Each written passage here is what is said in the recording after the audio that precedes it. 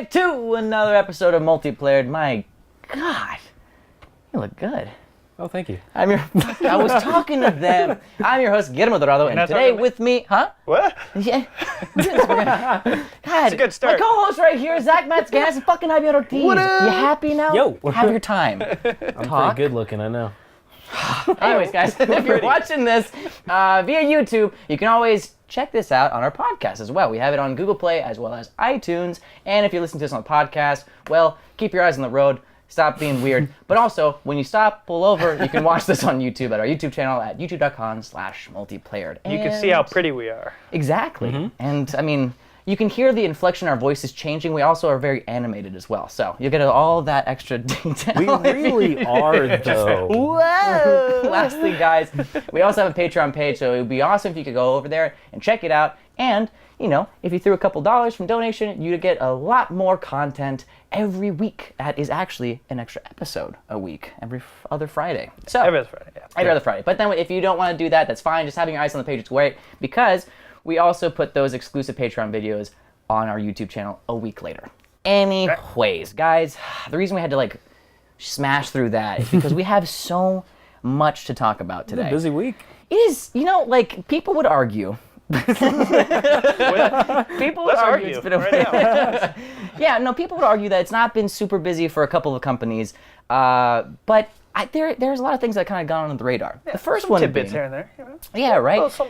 Xbox has been super quiet lately with what's going on with them. I mean, they're pretty much banking all of their stuff on the Xbox One X, and everyone's already heard all the hype and the buzz and stuff like that. So nothing really new is coming out from them, except recently they have implemented or started production on a new downloading system for the Xbox. Jeez, that was weird how I introduced that. But yeah, no, there's a new downloading system. They're actually trying to figure out how we can go ahead and instead of having to download the entire game at once, because that's pretty much what we have to do now. We pop in a game and we can't get to play it right away anymore. You got to wait for it to download the entire game, which is usually anywhere from 20 to 50 to 75 50, gigs. 60 gigs most of the time. It's kind of crazy. Right, and it takes a lot of time to get through that, but Xbox is like, hey, forget about that. What if you could just select which things you would like to download onto your Xbox the single system? player. Exactly. You can do single player. People who are more about the multiplayer, they can just go, I don't want to download the single player. I want to only have the multiplayer. Or people who don't have Xbox One X's, they just have the one, they can be like, I don't need all the 4K assets for the One X because I'm not going to be able to use it, so I don't want to waste space on that. So that's kind of what they're doing. It's called intelligent delivery. Now, the reason I wanted to bring that up is because I think that's a really fantastic idea for any kind of console, developer to implement, because it is kind of a blaring, I think, flaw in a lot of other consoles.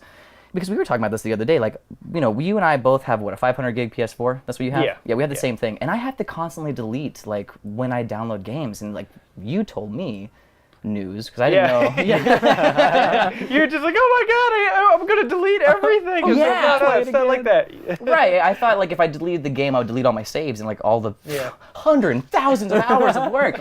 No, but, still, though, I don't want to have to delete it because I want that to be there. Because, if anything, I don't want to have to, next time I put the game in, have to wait an hour for it to download. What do you guys feel about that? Is that something you'd be looking forward to? Yeah, it's a cool idea because it's one of the things I feel like people don't get they don't get to do nowadays. I remember Super Nintendo days and 64 days or whatever. You get a new game, you're like, oh my God, can't wait to go play this. You pop it in, you're good to go. Yep. But now it's just you go pick up your game, the midnight release of blah blah blah, and it's oh my God, I'm gonna go home and I'm gonna play this right now. You pop it in, it's we got to put this patch in. It's 20 gigs. It's going to be 45 minutes. It's no. Blah, blah, blah sucks. This game blows. So it's just you don't get that that sudden yes, let's just go right now. So exactly. And we are gamers. Instant gratification means everything. Yeah.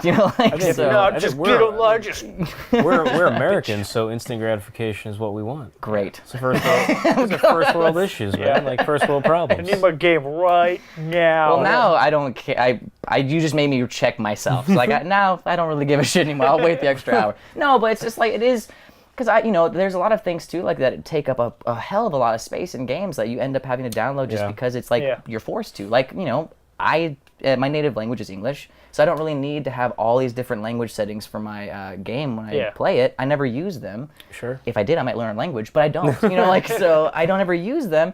But they're taking up a lot of space, and they're Yeah. The Witcher 3 is like 65 gigs, from the get-go. Yeah, dude, it's crazy. It's only higher from there. Yeah, like Arkham Knight. I recently deleted that off my PS4. That was like 75. Yeah, right? it's huge. It's a giant no game. Need So to one up, okay? Oh no, I'm just saying, like just an example, like games nowadays, there's a lot on that disc, and Exactly. choosing what you can install is, that's pretty brilliant. It's essentially the Xbox is, and I've said this before, like the new Xbox is basically a computer. Like you're installing what you want to install, and it's just true. I don't really understand the difference between that and a PC now, except that it's called an Xbox.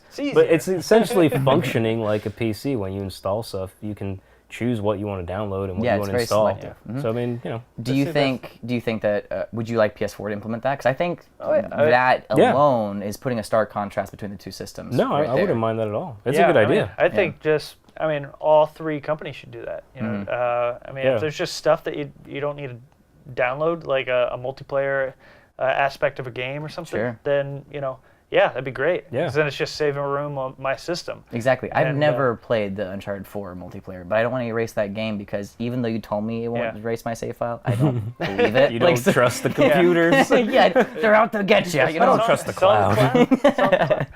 Anyways, dangerous clouds. Yeah, so I think that would be something really interesting that if the other companies should maybe take note and set a standard, Xbox. Exactly. That's especially cool. since so many more new games are going to have so many different new modes and so much space being taken up. I think the big thing now is 4K assets. Right. And you're exactly. And there's so much content in games now. It just creates this huge, massive file. And not to transition anything here too obviously, but like a new mode like zombies, for instance. Yeah, I wouldn't download that.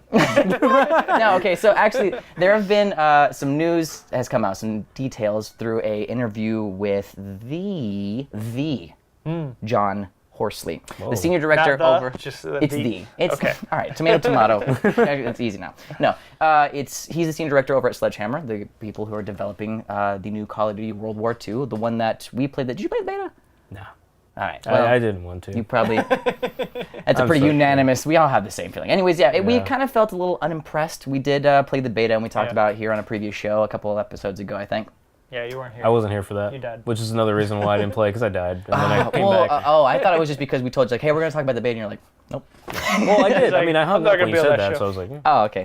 I thought we just lost connection. Okay, well, all right. So there's new details that's come out for the Call of Duty World War II Zombies mode, and I gotta say, it's looking pretty fucking dope. Because, first of all, from the bat, we got a trailer around the time of E3. We got a trailer for the zombie mode, and it looks really cinematic. It's going for a much more horrific kind of feel to it. Like the past zombie games, they've kind of gone for the more like hokey kind of Machete style vibe, like the B movie, like this is when the zombies come in to Alcatraz, like that kind of stuff. And it was like, cool, they're not taking themselves too seriously. Then later the games kind of went, and we had like Advanced Warfare, where it took itself way too seriously.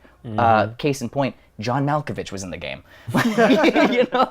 So now they're kind of taking a step back, reflecting, and being like, okay, what do we need to do to kind of revamp the series? And they're taking a horror approach. They're the senior director, John Horsley. I'll say his name so many times so I can remember it. He outright said that he's taking a lot of inspiration from Dead Space in terms of making a game that's actually visually terrifying. And the first Dead Space was just that. really good game. Did you guys played the zombie games? Yes, the zombie modes. I played it in the first Black Ops game. I've just dabbled more than anything. You dabbled in the zombies. You dabbled in the brains and blood, decay. A little dabbly dab. I thought it was fun. Especially the one, because the first Black Ops had Danny Trejo, and it was very like over the top and like it was fun. Which is like exactly the Machete vibe. Yeah, exactly. So I used to be really into Call of Duty, and it eventually wore me out. But one thing that like does make me kind of like go, do I want this game? Is the zombie mode to me is one of the funnest modes, if not more fun and enjoyable than the actual multiplayer itself. It's just, it's the best. It's the best zombie experience I think I think it might be better than Left 4 Dead, and people might berate me for that. Left 4 Dead's not that great. Okay, yeah, I mean, like, look at Mick's face over there. I haven't played Left 4 Dead in a while. But to be fair, Mick's so angry now. That was funny. I thought you were gonna say it's kind of better than The Last of Us. I'm like, what? No, it's So not. you can go home. no, yeah, You're fired. Get out. different games, different experiences completely. It is better than Wolfenstein, though. Anyway, so No, that is not true. we're gonna talk about this later. We're gonna fight. So already from the bat, they said that the location is going to be this Bavarian village in Germany in the later years of World War II. It's going to feature locations like bloody, drenched in blood sewers, evil laboratories, and ancient tombs from which the evil was awoken. So Very that's cool. going to happen. Another thing I find really interesting with the zombies themselves, they have a couple different, obviously, types of zombies. Some of them are runners, some of them are on fire. Which fire is like zombies. the most terrifying thing I think I'd ever think of. Fire zombie. No. And then they have like ones that are weaponized. But they had that in Advanced Warfare, and it was like too fucking crazy. There's too much going on. Too many guns, too many things. I didn't like it very much. This one, though, it's kind of making the zombies a little smarter because he went on record, John Horsley, saying that the zombies will actually retain some discipline and purpose from the soldiers that they used to be. So they actually might kind of like behave more like they took some of that latent experience over into the decaying life, if you will. I mean, it sounds like he's, and not to get a little off topic, it sounds like it's being very inspired by, Nazis wanting to actually create zombies. Because that was a thing. Like, right, and that's like what spawned in the first place at World at War, that Call of Duty. Yeah, but like it's taken it in a much more like it sounds like he actually like wants them to kind of be soldiery. Yeah. So that's cool, man. as opposed to just like the Living Dead. Yeah, exactly. They're focusing really heavily on team-based 4-player co-op, and again, they're doing a much more horrific kind of style, taking Dead Space as inspiration. Nice. And we're going to probably see a lot more interactive environments because in the trailer we see a character holding a saw blade that we don't think is a weapon. I think he just picked that up and was like, and it's just done. He's Like, just sweet. playing frisbee. That's what it was. Yeah, just shaking it up. There's a little frisbee bit. mode. That's how they do it in Bavaria. Exactly. So like, I don't know. This news about it. I think it's definitely a fresh take on the mode itself, and I think that the mode already was pretty fun, but now it's taken this complete turn. I am definitely wanting to experience it and play it. And I don't know how you guys feel about that, though. Well, it always seems like year over year, it always seems like it's the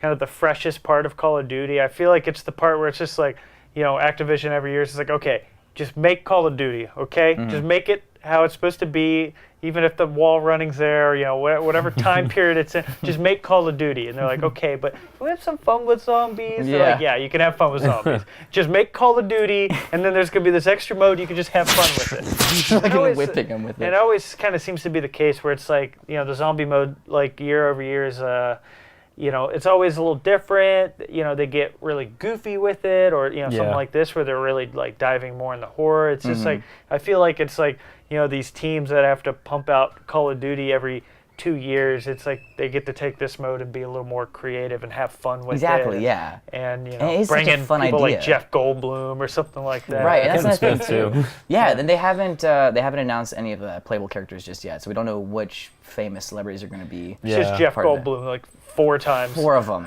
Oh, that would be awesome. That's America's response to fucking Germany making zombies. Yeah. It's like Goldblum. Someone write a letter now. release Jeff 4 Blue. Puns are my job. Damn it! I should have seen that one coming. There it is. But there it is. No, the thing is, like, I have a lot of really great memories and experiences from playing this like team cooperative situation with Call of Duty or with zombies. I don't have the same memories, these really heartfelt, beautiful memories of playing on online Call of Duty. And actually, that's the thing that's happening on Overwatch now too. Like recently, the Jeff Kaplan, the VP over at Blizzard, right? He came out with a Jeffy boy. Jeffy Good old Jeff. Jeffy. Oh, Yeah. Jeffy Call him Cat. JK. Jeffy Cap. Do you know him? Yeah, he's we hang out. he's We bros. JK. No, JK. That's what we call him. Rolling? No, we call him JK. Oh, No, okay. that's stupid. Oh. it doesn't matter that it's That's not. video games. I don't know who our audience is. Yeah. They're not going to give a shit. Okay, so but no, Jeff Kaplan came out on a developer update, which is these kind of like monthly videos that they put out on YouTube to kind of let the community, Overwatch community, know, hey, this is what we're doing. We're changing this character. We're debuffing this character. Changing this map. Whatever. They were like, we don't have any new content this week. What I want to talk about, or Jeff was saying this. We don't got anything new for you. No, and it's like, we don't have anything new, and here's fucking why. You know? Let's be real. Yeah, because he's talking about, he's like, look, we recently implemented the report feature, which is, it was already on the PC version of Overwatch, where you could, if you were getting harassed or some guy was being a dick dude, you could report him and say, hey, this guy sucks, please reprimand this, you know? Yeah. And they recently were like, you know what, that shouldn't be a PC only thing, that should be to all of our Overwatch community. So they introduced that same feature onto the consoles. Yep. Now, since that's happened, people have been using it, but there's other people are saying, you can report, but is it really going to do anything? And Jeff was like, yeah, we're working so hard on trying to implement, taking this bad behavior off our community, because that's not what our game reflects. Our characters don't reflect that kind of negativity, and we don't want people to get on this game and then be pushed away because people are being an asshole, you know? Yeah. And so he pretty much said that, like, there have been 480,000 accounts that they have penalized. Tomato. We're going to get through this all day today. The Penalized. Yeah. And 340,000 of those penalized were were directly from the people who reported them, like player reports. Yeah. And he was saying, basically, like, they don't want that kind of toxicity on Overwatch, and they are taking this matter so seriously that they're having to actually pull resources from the development team, which is, like, in charge of, like, making new cinematic short films of origin stories, making new like maps and game modes and characters, and they're pulling those resources away to fucking be the parent and be like, stop being a douche. Why are you saying the F word all the damn time? You know, like it's not even that too. It's just people like using characters. Like, I hate when a game starts and you have a Mei that just traps your team inside the spawn point. I'm like, why are you doing that?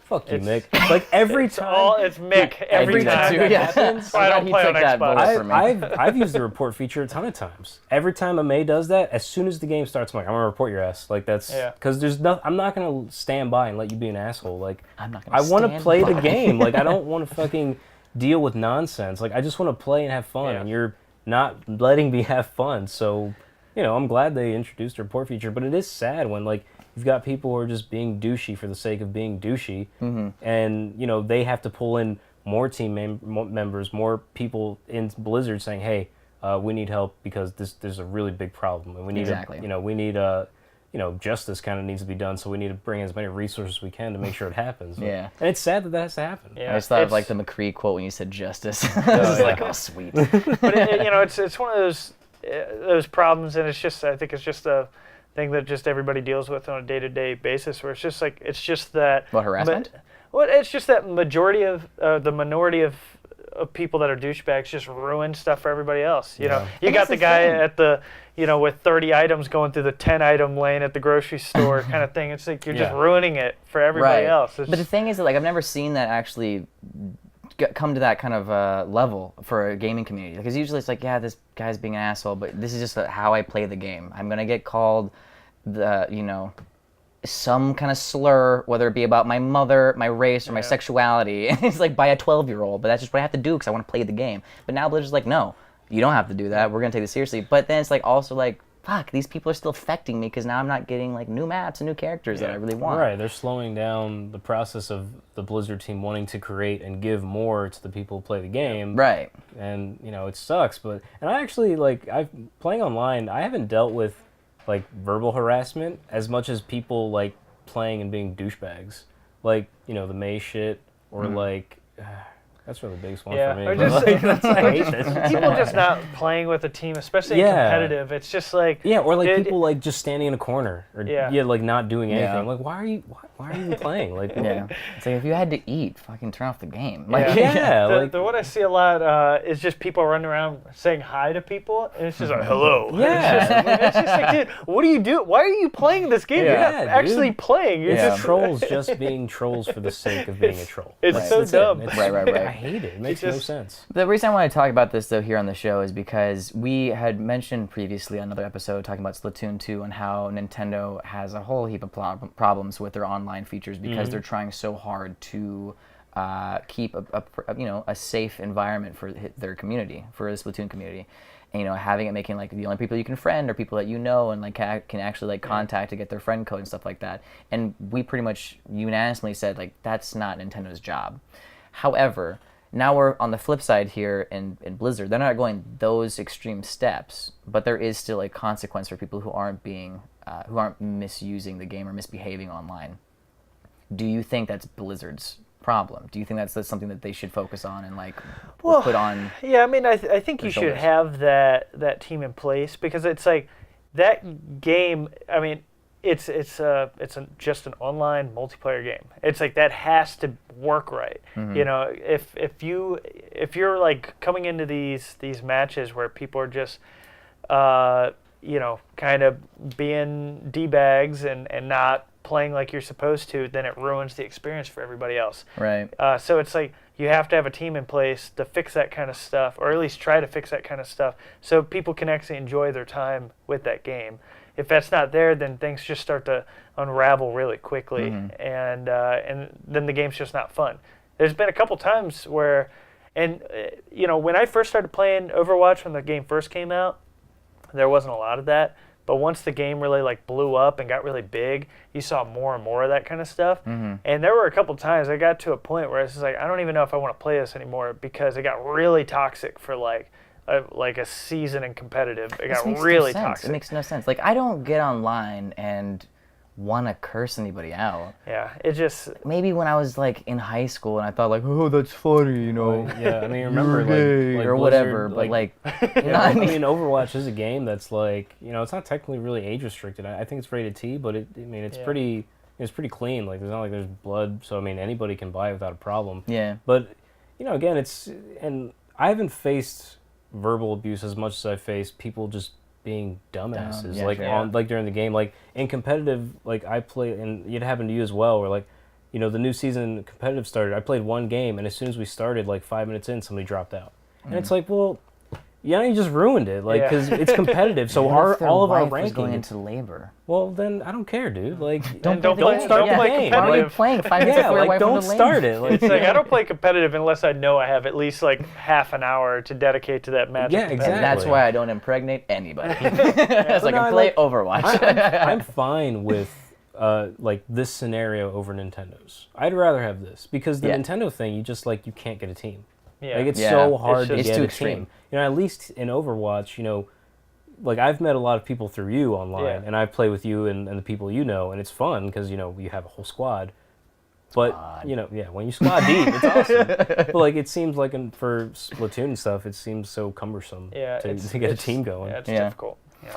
Well, hopefully that problem gets solved eventually. Sooner than later, so we can start getting some new content. It'll never be fixed, but I think that Blizzard, more than anybody, is actually really good with those report systems. Like, I think they did a really good job with games like WoW. They had a really good report system, and it's like Blizzard's always kind of been on the ball with that stuff versus other companies that sort of let things sort of slip through the cracks, and you just have these like super toxic people come in. And, I would have like Metal Gear Solid 4. It's like I'd be playing online. There would be people that are clearly like, they were just cheating up a storm. Like they would have a lag switch. They would literally like lag out of the match and just run around invisible, killing people and stuff like. I mean, it's Blizzard's always been. Yeah, it's not fun for anybody either. Well, luckily Blizzard, all their history of games are about the online experience. Yeah. So if there's someone that can deal with this problem, it's definitely Blizzard. Yeah. So I mean, I'm just saying, I would love some new content eventually. I mean, I'm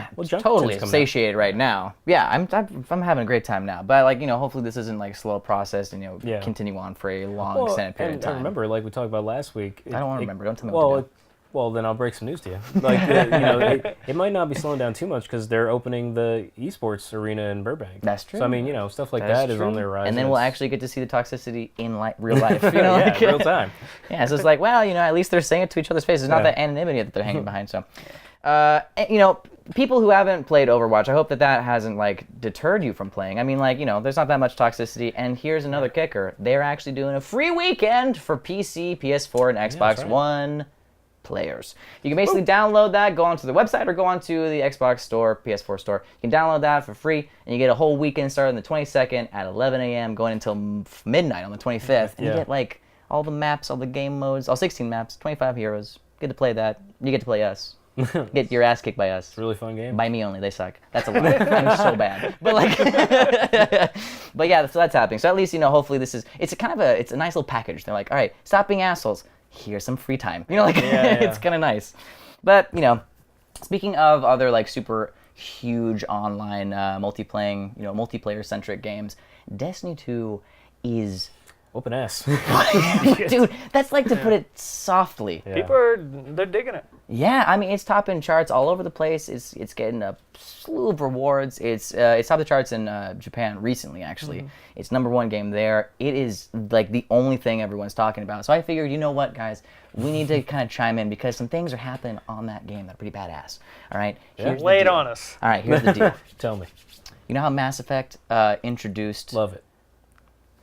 Yep. Double. So Destiny has introduced Mass Effect. Oh my god. No, I was gonna make a dumb joke. Seriously though, they released a raid not too long ago called the Leviathan raid, and that was beaten by an online fire team within 5.5 hours, which was like a record-breaking completion for a raid. Nice. The first one that ever came out on the original Destiny 1 was called Vault of Glass, and that was beaten in about approximately 14 hours. Taken King's raid was 7 hours, and then the other one, Crota's End for the Dark Below, was 6 hours. This one was 5.5 hours, and like I was at work the other day, and people were watching on YouTube the Twitch streaming of this fire team going through the map, and like it's insanity that this game has gotten to be that popular where people just are willing to like watch, not like a Let's Player who's famous on YouTube, but just anybody just to play this game because it's that engrossing. Yeah. The thing about these raids now, because I know you both haven't played, and I'm not going to lie to you, I've never played a raid because you had to have a team of 6 and no one would play with me. I don't know why. It's not like I'm annoying. Bro. Whatever. I mean, secretly we play together. Yeah, it's like I would be so goddamn pissed. If you had Destiny 2 and tell me, that's when I would freak out on the show.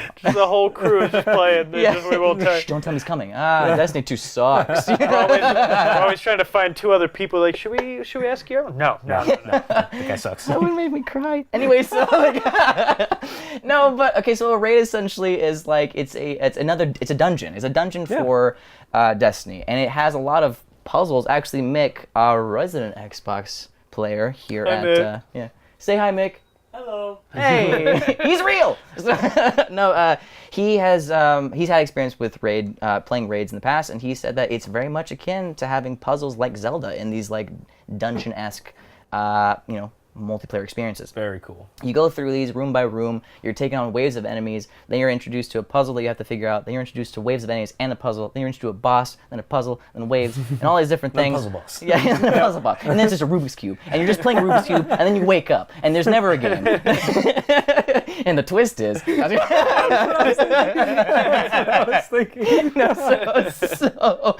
So it's really cool in that sense. And the one thing that Destiny 2 is implementing is that they're actually having like a way where you can matchmake.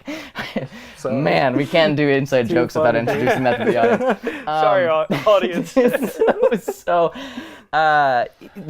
you had to go in with a team of 6. There was no way for you to play without that team, but now they're introducing a way where you can actually jump in with other clans that don't have a full team and be like, hey, we're looking for an extra player, and you can just jump in. Oh, nice. So now finally, even if you guys don't get the goddamn game, I will, and I'll be able to play those raids.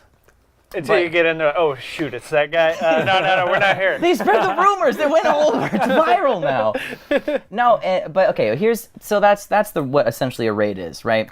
Yep. It's a glorified dungeon. It's awesome. Team of 6, lots of cooperative play.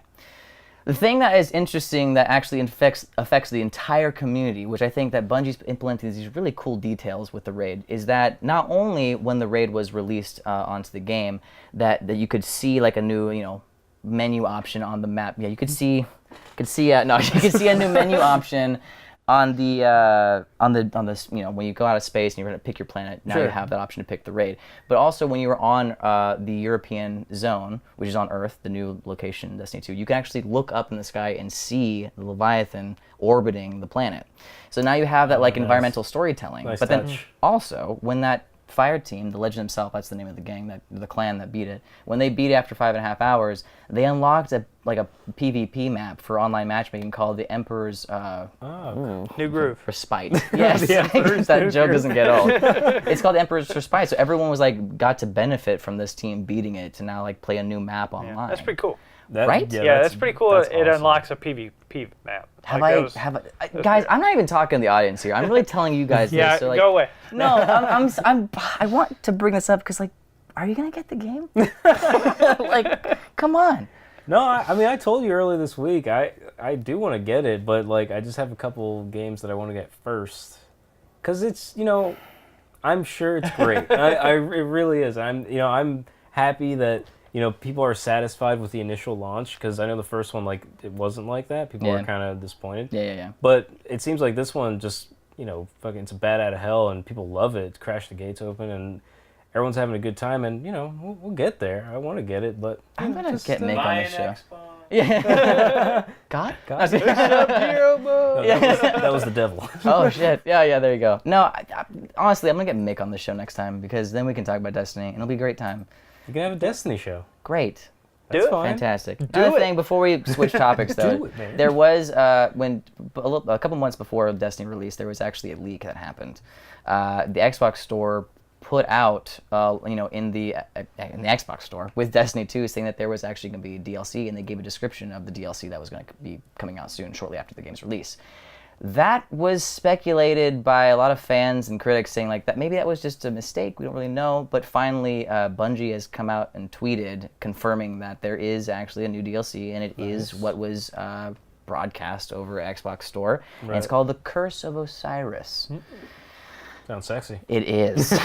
Osiris is this warlock of renown from Destiny 1 that actually introduced a new, super competitive online aspect to the game called the Trials of Osiris. Now, they're coming back, reintroducing that character, and making a whole different plot out of it. There's going to be new story missions, a new location. You're actually going to get to go to Mercury for the first time, to a place called the Infinity Forest. And I don't care who you are, that sounds badass. So, I mean, I think, and everyone's getting really excited about that because that character is steeped with, like, a lot of, like, kind of lore, and it's going to be very lush. And people are speculating that one of the races that has been kind of, like, hushed down in Destiny 2 thus far is the Vex, which is, like, the alien robot race that goes planet to planet trying to... Do you see how cool this sounds? Anyway, they go to planet to planet. That's the problem with this game. It's like, Whatever, there's a man. lot of it always sounds super interesting, and then I get into, like, the game, I'm like... Where is all that stuff? Like, I literally, it's like, where's the story and character and all? Yeah. I don't know. That's just me. You know what I felt like about that? I felt that way when I played Wolfenstein. Don't you start with me. The reason I bring that up, not only to see you get mad, but also because recently the Nintendo Switch... Oh, we're jumping. Okay. Oh, we're jumping. Oh, okay. You don't even know these I thought you were gonna transitions. continue They're with so the- seamless. I thought you were going to continue with There the wasn't Vex, much but- more to talk about. The Trials of Yeah. Osiris, Curse of Osiris is coming soon. Nice. Next, moving on though. I don't really have much to speak about. I didn't even play the Trials of Osiris because I am a lame ass because I'm not good at competitive games. Anyways, the Nintendo Switch Nintendo had a direct just last Wednesday, and one of the biggest announcements, and actually one of the biggest kind of buzzes that's happening in the video game community right now, is that Nintendo Switch not only is getting Skyrim, not only getting LA Noire, which are some third-party games, and pretty graphically challenging, I think, for a system that people thought only Zelda and Mario could run, or could be run on. They're taking Doom and Wolfenstein 2 onto the Switch. Bethesda's own. It's Dope. crazy, man. Number one, Doom is fucking Doom is not insane. Nintendo. It's Like, not Nintendo, and I'm like, that's an interesting choice for them to go that way. So they're really listening to the fan base and going, hey, people really want some third-party games, and we might have to bend the rules a little bit for what our content's like. What do you guys think? I mean, how do you feel like that bodes for Nintendo's future? It's awesome, man. Yeah, I mean, love it. Like- It's one of those things. Like, dude, give me as much third-party support as you can get. The way I see this is it's just opening up the door for more third-party stuff. It's like, the fact that LA Noire is coming to the Switch, I care less about that, more like, oh man, now more Rockstar games could potentially come to the Switch. Like GTA 5 could come to the Switch. Red Dead. Right. Insane. Probably not the second one, but at least the first one. I would take an HD. Hey, man, Wolfenstein 2 is remake. going on that thing. Yeah, so, I don't know. But yeah, it's like being able to take these games on the go is kind of crazy to even think about. Sure. It's like I want to play I want to kill some Nazis on a plane, It's Hell like, yeah. It's super down it's for that. also That'd be like- awesome. I didn't realize I wanted that until you said it. It's also shown me that, like, third-party developers are like, making stuff on the Switch isn't as difficult as maybe as everyone presumed. Because that's always been the thing with like, with the Wii and the Wii U, like it's harder to make something. They changed their infrastructure to make it way easier. Yeah, exactly. So they Nintended, nice. I like that. Shout out. But that's awesome. We're like third partiers now are like, it's, they've really improved on, the Wii U and the Wii, and like, I'd be happy to make stuff on this little guy. It's awesome. I mean, I didn't think that it was that powerful, like to handle those types of titles, but I'm glad I was proven wrong, man. Yeah, it's like when I saw that direct, I was just like, and they said those 2 games, I was like, what? Yeah. we saw Wolfenstein 2 at E3. Yeah. And it's insane. Like, that's a party game. Yeah. Is it also like? I mean, I imagine it's pretty mature considering the context. Oh yeah. I mean, it's just. Yeah. That's the one thing that blows my mind about Nintendo. I mean, it's had some pretty mature games in the past. Like Eternal Darkness, which was like one of like the big psychological. Resident Evil 4. Exactly, Resident Evil 4. But it's just you don't really see that too much. You think Mario, and you think. Exactly. But it's like the thing is, and I like the mature games on Nintendo's consoles just because it's like I like that variety. It's like when in the GameCube days it was like I had my Marios and my Smash Brothers and my Metroids, but it's like I had Killer 7 and I had Resident Evil 4. Yeah, that was an awesome game. And it's just like it's cool to have those kind of games on there, and Eternal Darkness, like we were talking about. Even on the Wii, they had Mad World, right? Is that what it's called, Mad World? That was on the Wii. Yeah, and it was super graphic. Yeah, it's just like it's. Manhunt 2 was on the Wii. Yeah, Manhunt. Forgot about that too. But it's cool to just it's good to have those options for the people that are out there. Like I can only afford one system. I want it to be Switch because I love Zelda. It's like, oh man, Doom's coming to this too. Yeah. Let me scoop that up. It's just. If you can do it, just put the games out there. Yeah. Put them on there. People will buy it, especially like Nintendo fans. They just want games to buy. Exactly. And when we talked about the Rainway app, about how the Nintendo can possibly stream PC games, like we already were confirmed, like, hey, this thing can do 4K and 100 or 1080. Yeah. At least streaming, anyways. At least streaming, sure. Yeah. But like it has the graphical capability at least to be able to do some like. A port of some sort of these higher graphically challenging games or whatever. I just didn't think that Nintendo would actually be like, hey, we hear you, and we're going to raise you the bloodiest fucking game about killing demons from hell and Nazis. Dude, it's awesome. I mean, when they announced Skyrim first, everyone was like, impressive, not bad. It's an older game, but I'm listening. Yeah, but it's like it grabbed people's attention. Like, all right, nice. The Switch is going to handle Skyrim. Maybe it can do stuff for future games. And now with Wolfenstein 2, it's like Nintendo's just throwing down the gauntlet. Like we're still the best. Yeah, and it's cool that Bethesda is supporting Nintendo so much. It's something they haven't done too much with Nintendo in the past. Gosh, I can't even think of anything off the top of my head. Ever? Well, no, they have a couple things here, like things like there was a version of Doom for. Like GBA and just like random things here and there. Yeah, I forgot about that. But I'm trying to think too. Yeah, I mean they're few and far between. So it's cool that Bethesda's really like coming out and just like, we're supporting the Nintendo Switch, and here's Skyrim, and here's Wolfenstein, and here's Doom, and man, I would love to see something like Fallout 4 on there. It's like that'd be. Dude, something like that take that away crazy. with you out of your house, then we're gonna lose lives. Dude, again, like and then something like Evil Within, it's like that could. Yeah, dude. And if they do, like you said, like if Red Dead 2 is on that, just like. Well, here's the thing. I don't know if Red Dead 2, but at least Red Dead 1, I would. Yeah, no, I'll even take that, man. I don't know, man.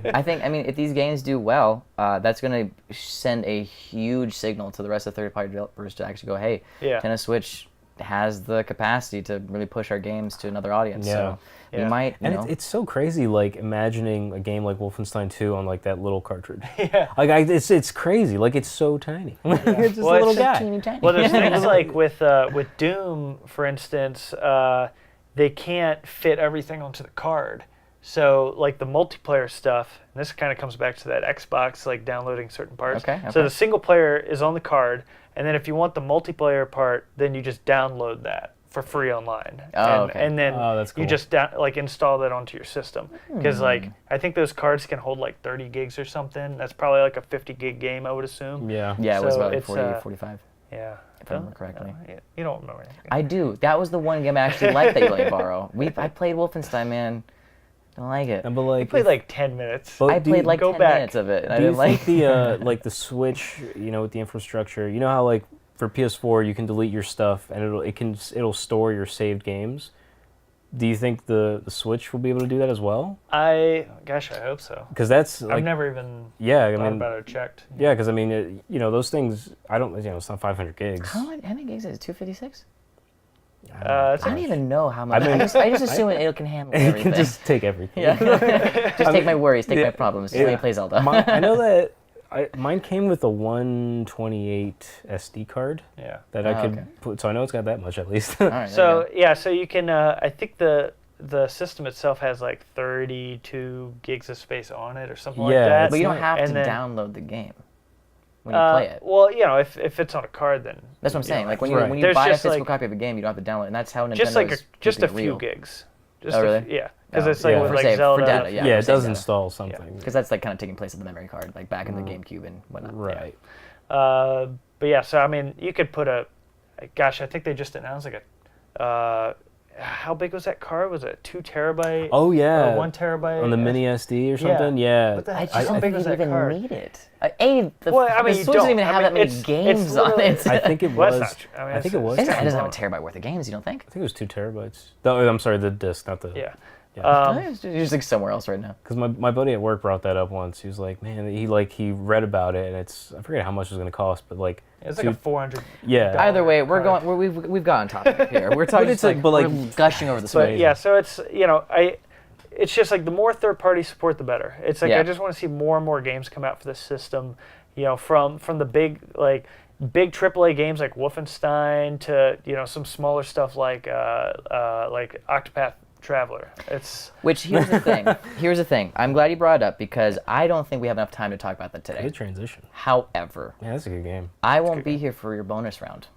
Maybe you guys No. give your okay.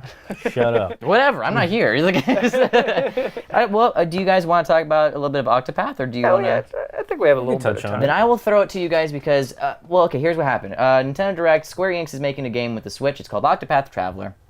It is a RPG, and it is been kind of a big deal since it was it was announced first at E3, and now we finally have a playable demo. Yeah. The thing is, I have not played it. I've only seen a bit of gameplay. And I know some Well. heinous things that you told about a certain character's story, which I'm like, wow, Nintendo's doing that? Crazy. So Well, it's not. I mean, it's with it's other that Square being Enix. said, I'm going to pass it on to you two to sell me the game. Should I get this? Why? All right, elevator pitch. Let's do it. No, I'm just I want the $1 million version. kidding. You want to start? You want to Well, we both played 2 halves of it, start? so it's really good. That's it. The end. It's really a good good, game. Jesus Christ. So it's a JRPG Okay. made by the Bravely Default team with Square Enix, which I didn't play the Bravely Default games, but a lot of people absolutely love those games, and so I went into this since it was like a free demo, and I love free demos. I wish people would have more free demos because it's like Really help out why would selling you a not game. just put a demo out of your game. Exactly. But so I jumped in just not knowing what to expect other than like the little trailer they showed, and in the trailer it's like it looks like a pretty game, and that's and I love sprite-based games, so I was like let's see how it is, and it's like I think the first of all it is a very pretty game. It's like it's a mixture of like 2D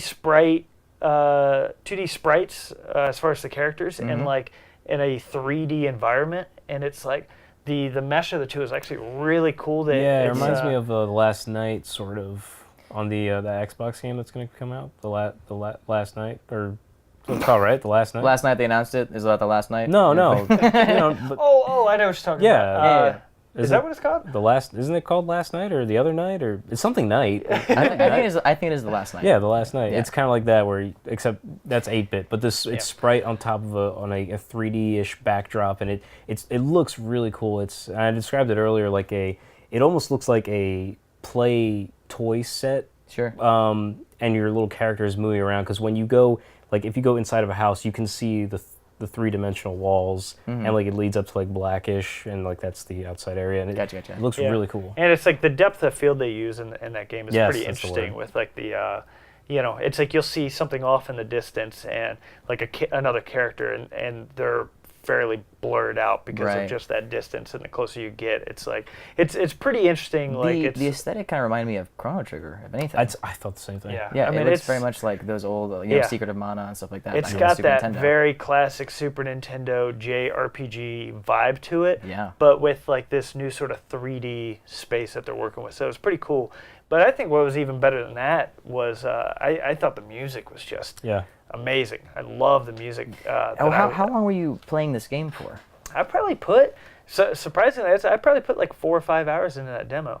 Like And for you? I think I put hour 20 minutes. Yeah. Because I just played, like I just downloaded it last night when I got home from work, and I just played it for about an hour, and I played for a little bit today just to finish off like the demo for that one character. Mm-hmm. And yeah, the music is, from transitioning to like the village to like battle music, really, really good. And like the boss fight music, just Super. dude, Yeah. it's really, really good. And like and what's Finger cool is the only thing I don't like too much is I don't like the pop-up battle mode. It's kind of like Pokemon-ish, where you're traveling sure. around. That's very JRPG though, especially in that kind of. Yeah, but Top-down when you situation. bring the up game, random encounters. yeah, when you bring up a game like Chrono Trigger, I love the aspect of choosing whether or not I can interact with an enemy. Like that's always I've always preferred that over the random Same encounter. here. That's one of my only complaints with the game. Yeah, too. but I just- mean, I'm not a besides big that, random and I encounter thought guy. the enemies were pretty difficult for like Yeah. a demo. I thought What's the battle style? Is it turn-based?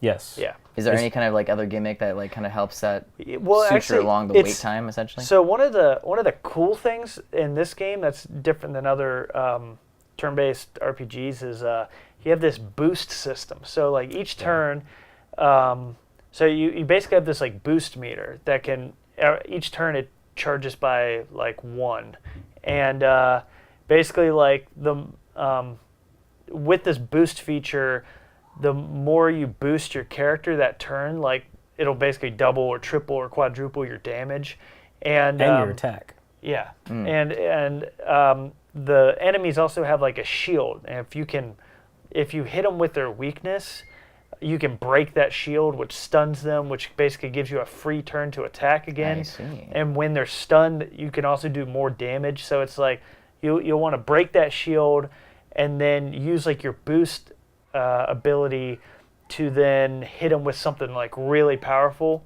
Hit him with a drop top. Yeah, what's So what's it's- cool is That's like what Will Smith would you say. like they'll have a break shield of 3. So like you can, if your boost is at 3, it'll attack them 3 times. It'll break their shield. It'll go to their turn, but because they're stunned, it'll go back to you. Your Sure, boost will sure, charge sure. up 1, and then you can use it with like a special ability and just do a shit ton of damage. Yeah. So basically, what you're saying is like in the when you would be like in a Pokemon game, waiting to take your turn and waiting for like everyone to do their attacks.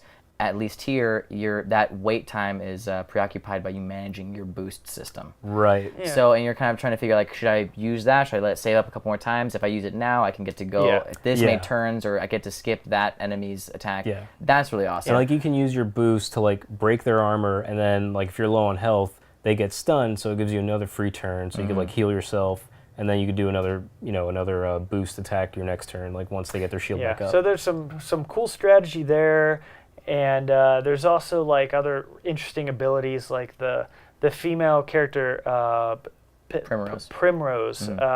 She has this allure ability where she can just like, convince people to just fight for her. So you can just bring in this like random person in the battle with you, and they all have like different like townspeople and soldiers and stuff have their own special abilities. Yeah. And so they just kind of do their own thing in the battle as well. So there's cool little like features here and there that it's like and that the demo is actually like pretty tough. I just like had is. this vision of like it's like this allure, like she makes people fall in love, and this guy runs out in the battle. And it's like, Well, that's Primrose for you.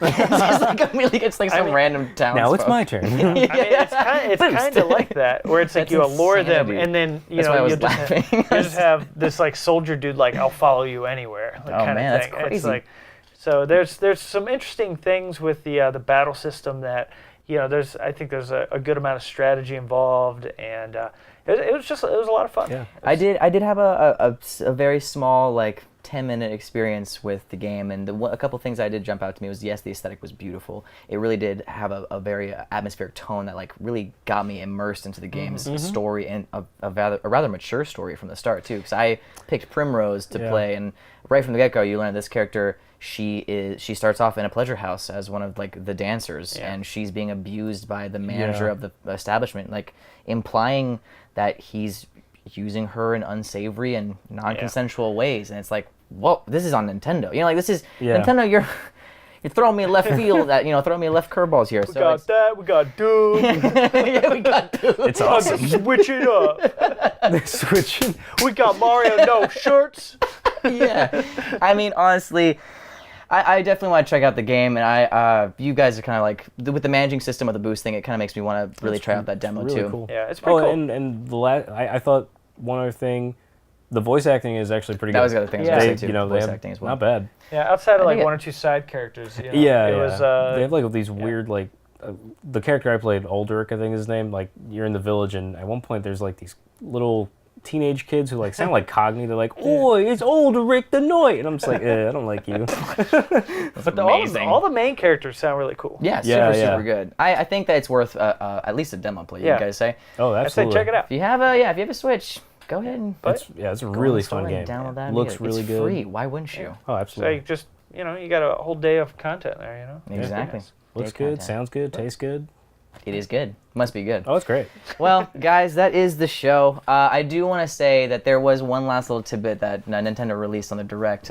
It was just a very quick glimpse when they were talking about Super Mario Odyssey, and it was Mario without a shirt, and everyone's losing their goddamn minds. Mario nipples confirmed. They're confirmed, man, and Finally. they're a 10 hut.